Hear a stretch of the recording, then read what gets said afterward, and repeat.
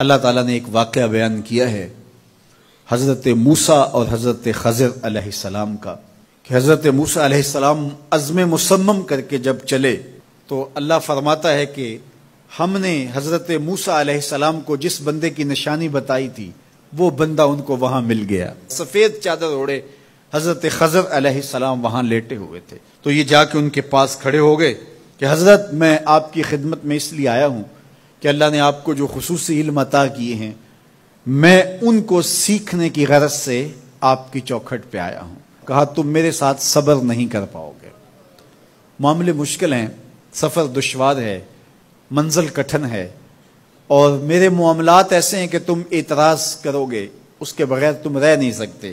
حضرت موسیٰ علیہ السلام نے کہا اگر اللہ نے چاہا تو آپ دیکھیں گے میں صبر کروں گا اور آپ کے کسی حکم کی کسی کام کی میں نافرمانی نہیں کروں گا، کسی کام کا انکار نہیں کروں گا۔ کہا کہ اچھا شرط یہ ہے کہ جو میں کروں اس پر تم اعتراض نہیں کرو گے، سوال نہیں کرو گے، یہاں تک کہ میں خود ہی نہ بتاؤں۔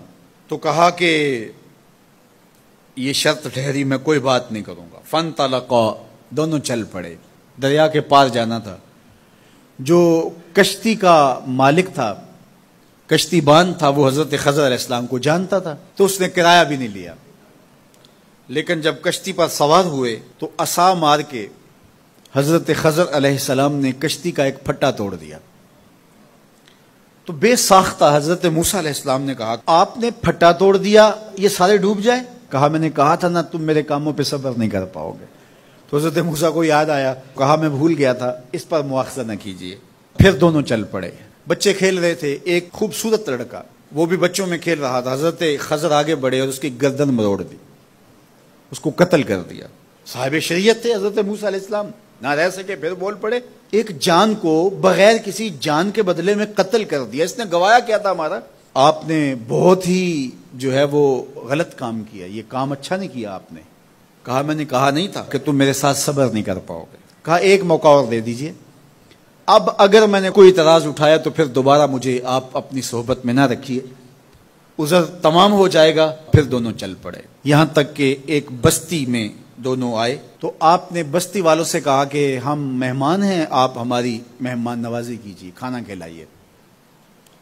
تو انہوں نے انکار کر دیا، کہا کہ ہم تو آپ کو بلایا نہیں ہے، آپ خود آئے ہیں، آپ اپنے کھانے کا خود انتظام کیجیے۔ گزر رہے تھے گلی سے تو ایک دیوار گرنا چاہ رہی تھی، تو جلدی سے اس دیوار کو مرمت کر دیا۔ کہا حضرت ہم اگر چاہتے تو اس پہ اجر لے سکتے تھے، انہوں نے ہمیں کھانا تک نہیں دیا اور ہم ان کی دیواریں سیدھی کر رہے ہیں۔ کہا اب تمہاری میری جدائی ہو گئی، تم نے یہ بھی اعتراض کر دیا۔ تو انہیں یاد آیا کہ وہ یہ بھی اعتراض ہو گیا۔ اب میں تمہیں بتاتا ہوں کہ یہ 3 کام میں نے کیوں کیے۔ اللہ اکبر۔ اب سنیے، قرآن ہمیں بتاتا ہے کہ ظاہری علم بھی ہوتا ہے لیکن کوئی باطنی علم بھی ہوتا ہے۔ کہا وہ پہلی بات کشتی والی سنو، یہ 2 مسکین بچوں کی کشتی تھی، ان کے گھر کا چولہا اس کی کمائی سے جلتا تھا۔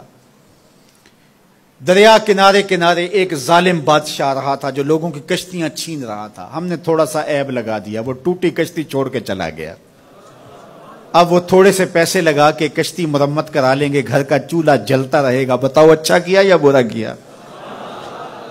کہا رہی بات اس بچے کی جس کو ہم نے قتل کیا، اس کے ماں باپ مومن تھے، نیک تھے، صالح تھے، بچے نے بڑا ہو کے بہت برا ہونا تھا، ہم نے اس کو قتل کر دیا، اللہ اس کے بدلے ان کو بہتر اولاد دے گا۔ علماء تفسیر نے لکھا ہے اس بچے کے بدلے میں اللہ نے ان والدین کو ایک بیٹی عطا کی جس کی نسل سے 70 نبی پیدا ہوئے۔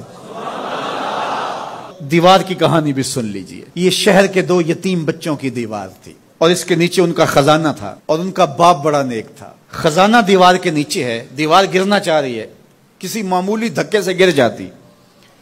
2 ہی صورتیں تھیں، یا وہ بچے خود اپنا خزانہ اٹھا لیتے یا لوگ اٹھا کے لے جاتے۔